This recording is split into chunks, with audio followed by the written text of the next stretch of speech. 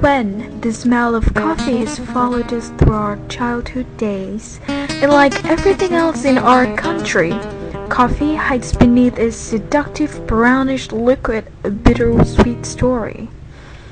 Coffee was first brought in Vietnam along with the French troops on their invasion in 1858.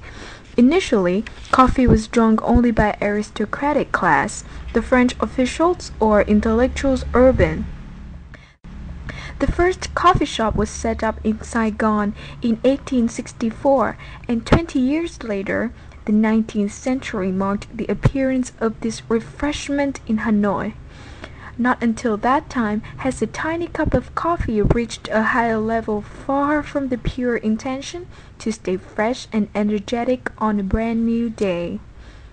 We just humbly want to open a chapter of coffee era, the time when we would like to call the Old Quarter Coffee in Hanoi. Hanoians are long known for their elegant style culinary and distinctive etiquette, and drinking coffee is no exception.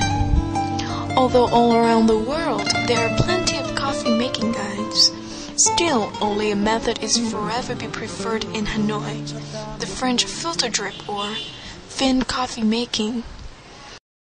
To make a delicious coffee fin requires meticulous preparation and also a drip of love.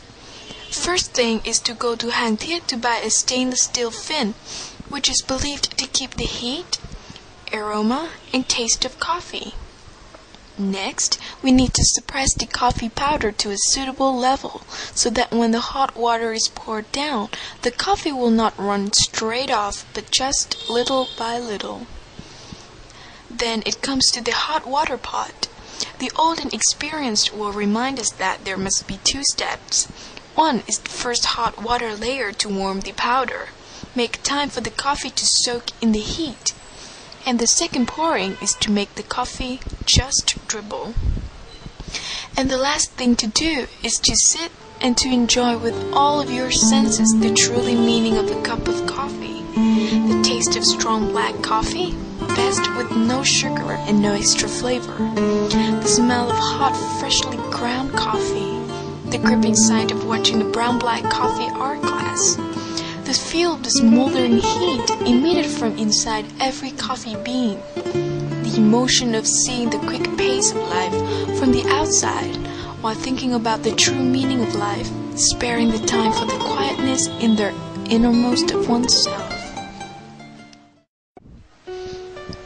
Thinking of Hanoi's glorious coffee era, we cannot forget some outstanding names that stay with the time. Qi, Nhân, Zhang, Lâm. Qi is famous for the concentration of coffee taste. Some foreign people used to the sweet and creamy of coffee now find it hard to take in the robust strength concealed in the coffee. Nhân coffee store set up in one of the most crowded coffee streets in Hanoi, Hang Hang, with its own way of making coffee blended with a little of modern and ancient in every sip of coffee. In contrast to Qi, Zhang's coffee is known for his focus on smell and his innovation on inventing a whole new way of coffee style, the egg coffee, putting our coffee cuisine on the world map. And last but not least, Mr. Lem, in the memory of a connoisseur of coffee, likes his coffee simply yet special made.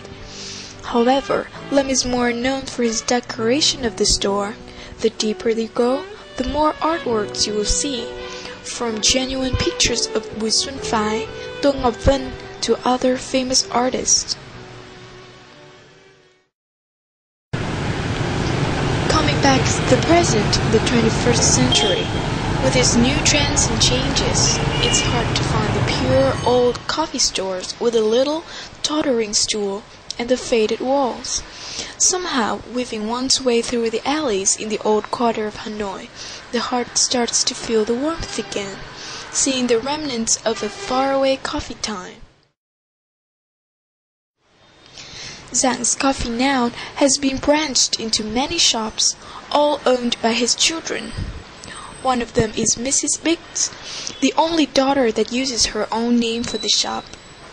Located in the second floor of a small house on Ding Tiên Hoàng Street, Big's coffee shop has nothing to do with all the noisy, modernized, and confused sights out there a few steps away. Every customer coming to her shop can have a weird feeling of deja vu, something so familiar though so past-like. Maybe because of the friendliness of the shop owner, it is the place for the elderly to meditate, for the young to have a new experience, and for the artists to find inspiration. Vì sao các thế hệ trẻ các cháu thích lên đây? Thì thứ nhất là bác là người rất thích nghe nhạc. Đúng rồi, cháu bác rất thích nghe nhạc. Đấy. Mà bác nghe thì đủ thể loại, cổ điển, tiền chiến, rock nặng, nhẹ. Wow. Ôi, nhìn bác thế này cháu chẳng biết là bác thích rock đâu. Bác nghe hết, bác nghe hết, và thậm chí bác còn có những bang bác rất thích nữa. Bác rất thích nữa.